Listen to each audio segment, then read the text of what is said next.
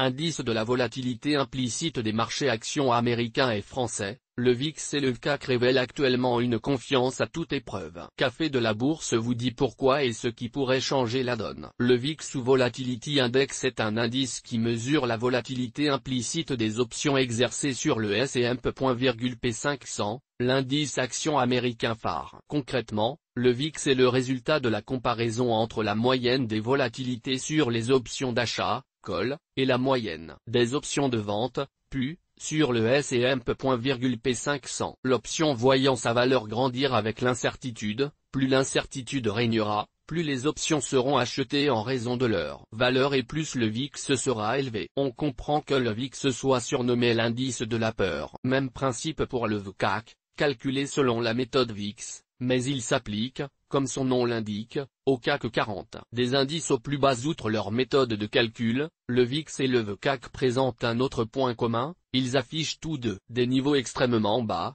proches de 13 voire 12 pour le VIX, depuis le début de l'année et en particulier depuis la mi-mai. Après une période de fébrilité sur les marchés du fait de la crise financière mondiale, où le VIX avait dépassé à 2 reprises le niveau de 45, en 2010 et 2011, et même 80 en 2008 au moment de la faillite de Lehman Brothers, le démarrage du plan de QE aux États-Unis a contribué à restaurer le calme et ramener le VIX entre 10 et 25. Mais voilà bien longtemps que la zone des 25 n'a pas été touchée. Pourquoi une telle sérénité sur les marchés? On la doit majoritairement à l'action des banques centrales, Fed et BCE en tête. Aux États-Unis, Janet Yellen semble soutenue pour mener une politique de lutte à mort contre le chômage. C'est son objectif principal, tant que le plein emploi ne sera pas atteint, la hausse des taux ne se profilera pas. En Europe, la BCE, si elle n'a encore pris aucune mesure forte pour lutter contre le risque de déflation et la force néfaste de l'euro, qui revient à importer de l'inflation,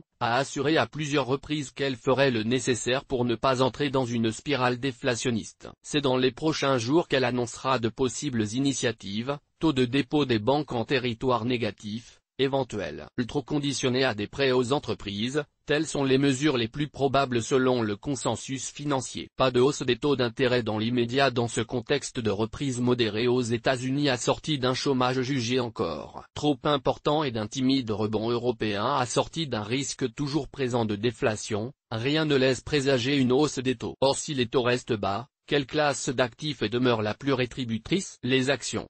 Et sur ce plan, les stratégies des professionnels ne varient guère, l'allocation privilégie nécessairement les actions européennes et américaines. On le voit, plus que le dynamisme économique et les perspectives de hausse des profits des entreprises sous l'effet de la progression des ventes, c'est le climat général, donné par les banques centrales de principales zones économiques du monde, qui oriente les marchés. Les banques centrales l'ont bien compris. La Fed prendra toutes les précautions nécessaires à une communication rassurante pour les marchés et la BCE s'apprête à suivre la voie de son maître non seulement pour lutter contre la déflation mais pour contribuer à relancer l'économie. Peu de chance donc que le VIX et le VCAC ne s'emballent dans les prochains mois. En dehors de mouvements ponctuels limités, ces indices de volatilité pourraient néanmoins changer de physionomie en cas de non-action ou d'action insuffisante de la BCE, les marchés perdraient, au moins momentanément, confiance. Accélération de la reprise américaine et amélioration du chômage, la Fed n'aurait plus d'excuses pour retarder la hausse des taux. Durcissement des tensions entre la Russie et l'Ukraine, doute avéré sur la reprise européenne, dérapage dans les pays émergents pour tirer profit des mouvements de volatilité.